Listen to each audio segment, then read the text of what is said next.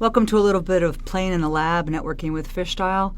We're going to go ahead and follow on to that last YouTube, which was much more of an initial setup, where by the end of it, what we actually had was we had the Spirent Test Center on the left off of Cat9K, sending a unidirectional 100 frames per second stream to the Spirent Test Center port on the right, and the Spirent Test Center on the port on the right off of Cat9K40 was sending 100 frames per second over to the Cat9K over on the left.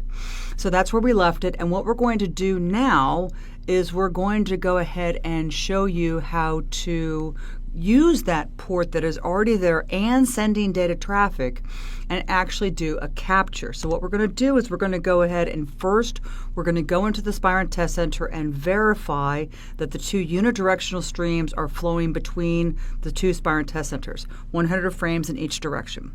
The next thing we're going to do is we're going to initiate a capture over here on the area that's circled on the Spirent Test Center port that's connected to the Cat9K. We'll wait, we're sending 100 frames per second, and then we're going to stop the capture, and then we're going to view the capture. So let's go do that. So the first thing we see is, yes, we have this stream running between Cat9K10 and Cat9K40 and Cat9K40 and Cat9K10, 100 frames per second, 512 fixed frame length. And so here it is right there. It's all good. So now we're going to go ahead and go to the Cat9K10, and I'm going to say start the capture. Now we're sending 100 frames per second, so this shouldn't take that long. So we're going to stop the capture. And now we're going to go ahead and view the capture. You might get a prompt saying that you're pointing to the wrong location on your Windows file. So just update it to wherever your Wireshark is located. Now, in another thing, we actually have private VLANs. These are different ways that you can actually look at this. This is the default way, so it actually doesn't have the VLAN, or you can do the profile that I set up, which is the VLAN profile. So here you go. And so now this is very interesting, right? If we notice, so let's go ahead and get this a little bit smaller and this a little bit smaller. Look at this. From a data perspective, we are not seeing the source. So we're on the port that is the Spirent Test Center that has host IP address 10.1.2.101. At the same time, we are seeing no traffic sourced from 10.1.2.101 destined to 10.40.41.101. However, we are seeing 100 frames per second of the data traffic in the other direction. Let's actually toggle source. And if we toggle it, what we'll actually see is it's just not there. Okay? So here's the interesting thing. All of these sources are 10.40.41.101. Why?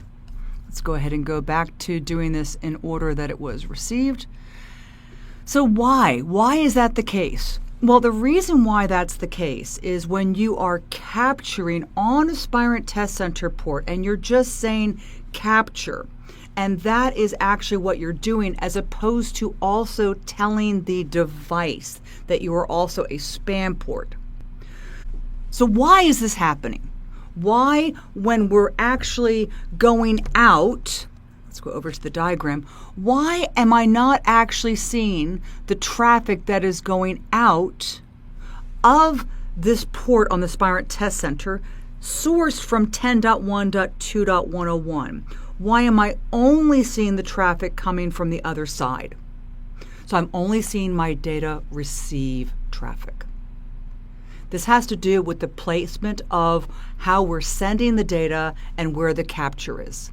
So it's just an important thing to realize that when you actually do it this way and you're sending data and you just use the capture on the Spirent, because of where the capture is in relationship to 10.1.2.101 sending data, okay, it's going to miss that. So that's all you need to know. So don't panic. It's going to miss it. If you truly want this, what I would do is I would put another Spirent Test Center port off of the Cat9K. maybe gigabit 1022. And I would actually span the port so that I can see the whole conversation and do it really the right way so you can see the whole conversation. I do use this from a troubleshooting perspective. I find it very, very helpful. All of my span ports are always Spirent test centers, just because of the fact that it's so easy, and I typically am already using that for end host conversation anyway. Now let me show you something real quick. We're going to close the capture. We're going to initiate a new capture on the same Spirent Test Center port, but this time we're also going to ARP the default gateway and stop the capture. So we're going to go ahead and close this capture. No, we don't want it. So I'm going to go ahead and do a capture again. And now what I'm going to do is I'm going to go ahead and ARP on all of the devices here. And then if we come down to the bottom, all attempted ARPs are successful. So we're going to go back over to the capture. It sees that it's running. I'm going to say stop. And now I'm going to go ahead and view it. Actually, let's go ahead and go full screen mode so that we can actually see. So let's actually toggle this again. Now, if we toggle this again, what we're actually seeing is, so we say we don't want that. So we're going to go ahead and look down here, and we actually are seeing that there is a MAC address. And what's interesting about this MAC address is it is a 001094 0000003. Anytime I see 001094, that's the default MAC addresses that are used by Spirent Test Center. So now we are actually seeing the Spirent Test Center as a source saying who has 10.1.2.1. How do we know that?